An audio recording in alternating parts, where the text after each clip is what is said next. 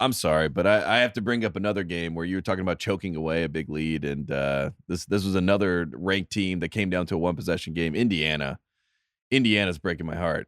Did you watch this? Did you see this? That was this horse times 1,000 that game. I mean, right. we could talk about it, but that was right.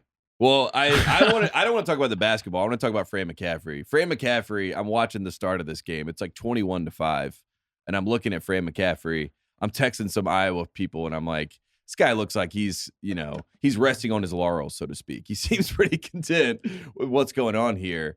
And then all of a sudden, in a flash, in an instance, in a moment, he literally thought an and one should have been called. He loses his freaking mind. I mean, in classic Fran fashion, after winning his 500th game this season, Fran goes insane. But he says to the official, because I said to you when we were talking about Hurley before, if I'm getting blown out, I'm getting thrown out. Fran was ready to get thrown out, and he blows a casket. He loses his mind. But what does he do that's so emphatic and so impressive is he says, I'm fine. While looking like he's threatening the ref. He's yelling at the ref, I'm fine. And the ref, he's not saying F you. He's not saying you're a clown. All the Dan Hurley. He's not saying any of this. He's saying, I'm fine. But he looks insane. Yeah. And I think he perfectly terrorized the officials, but also won them over by being like, I'm okay. I'm not the crazy one. You're the crazy one. He gaslit the officials, and it led to an Iowa comeback. Did you see when he went after IU's bench? Right. And then he literally and then got teed up and then got a tee rescinded. I'm fine. Did you see? I just think that the work that he put in this game to get this win, it was old school, and I could do nothing. As someone that's a teed up guy, I respect when you get teed up. Did you see Jalen Hood-Schifino use his face threw his face at Chris Murray's elbow and fouled him? Right. I like Hood-Schifino. And it was a good game for Chris Murray, but in general, I don't care about the basketball. I was amazed by the Fran McCaffrey antics. I mean, I could not look away. It was like watching something. I don't even know. I didn't want to watch it, but it was right in my face. IU was hosed and Race Thompson gets hurt, and all of these things Race are true. But they got to win that game. You can't lose that game if you're Indiana. If Indiana wants to be back, that's the game you win, not beating North Carolina in the ACC. But they'll probably beat Purdue this year in Assembly Hall in a few weeks. Those aren't the games that make you back. What makes you back is when a regular Big Ten game. You just put you're away. On the road. You're getting screwed by the refs. The other team starts getting hot. The place is going crazy a little bit. And you're like, that's all right. We're better. We're gonna still win. And yeah, they didn't do that, Tate. So Indiana is. I don't want to say teetering, but this is the problem with expectations. And what I was trying to tell Purdue fans is once you've convinced yourself you're winning a national championship, there's kind of no going back from that. Like you can't undo that. And in Indiana, you're like, we're going to the Final Four this year. That's how they started. Right. They started the season with that, and so now even if Indiana starts to put it together in March, I think the damage is done on the lovable vibe of what this team could be.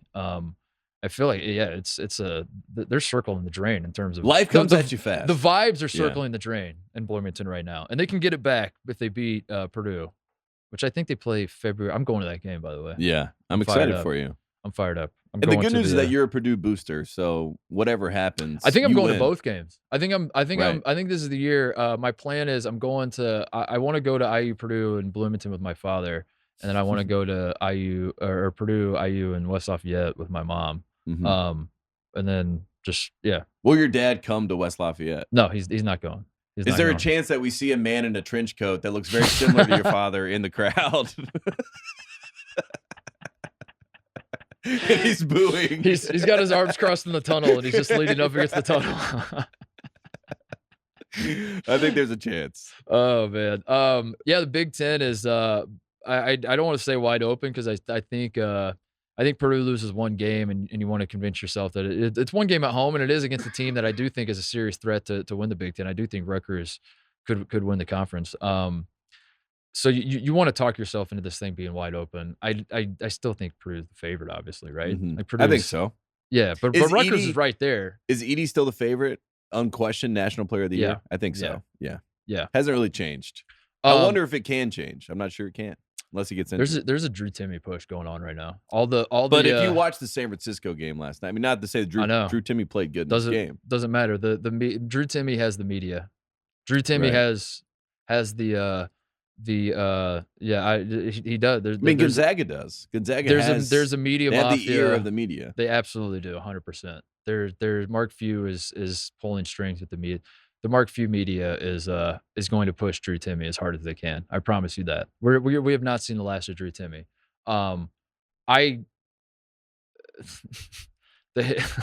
I don't know, man. Drew Timme's been playing out of his mind until last night. I will give him credit for that.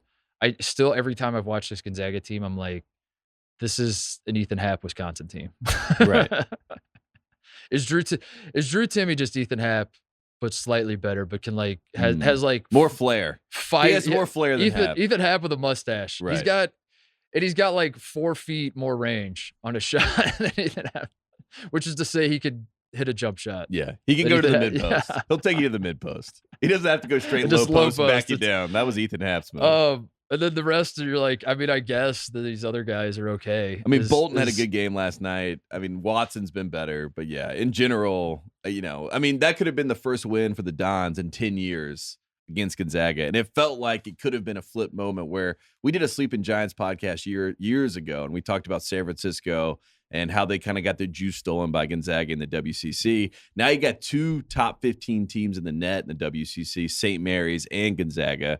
The Dons lose their coach, Todd Golden, to Florida, but he really didn't have the magic himself. The magic is there with the Dons. And I thought last night was going to be a magical evening, but it turns out Gonzaga still holding us down, still a top 10 team. And now I have to hear Drew Timme, National Player of the Year. No, he's not. He's not going away. Because what happens? You know how this works. Whenever there's an obvious number 1 pick, someone's got to zag.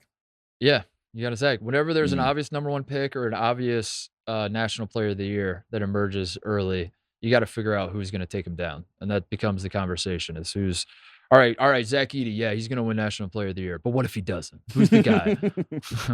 Right. I mean, that was kind of happening last year, like where Oscar. I remember moments last year was like, "Are we sure, Oscar?" I was like, "Yes, we're sure." He's right. Another 2020 performance from Oscar Tshiebwe. This guy is dominating. I think that's good. Like, because Zach Edey is inevitable, and then it's also like the games that Zach Edey is not going to put up huge numbers.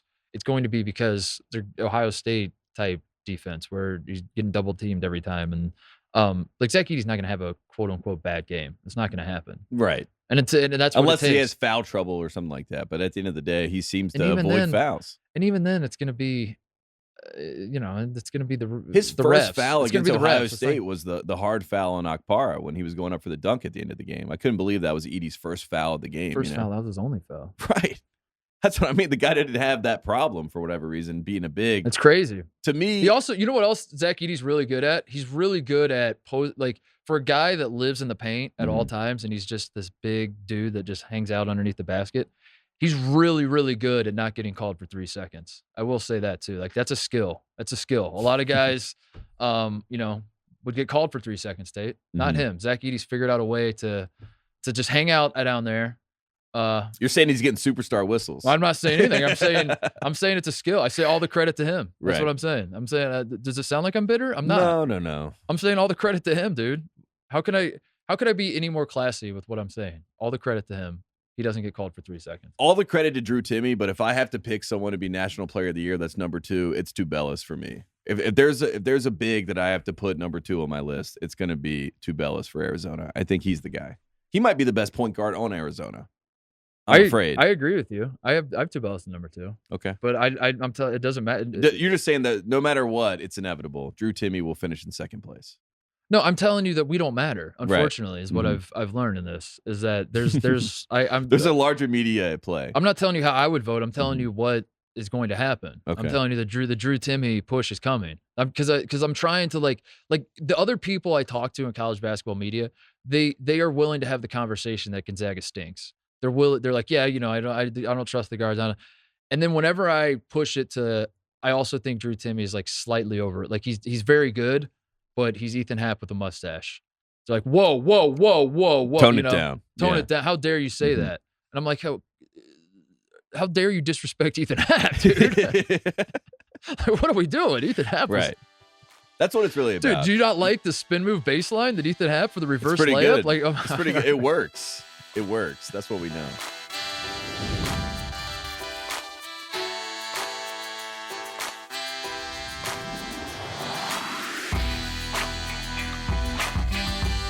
Hey there, thanks for watching Titus and Tate. For the full friend of the program experience, subscribe right below and come join us for all things college basketball. The action is heating up.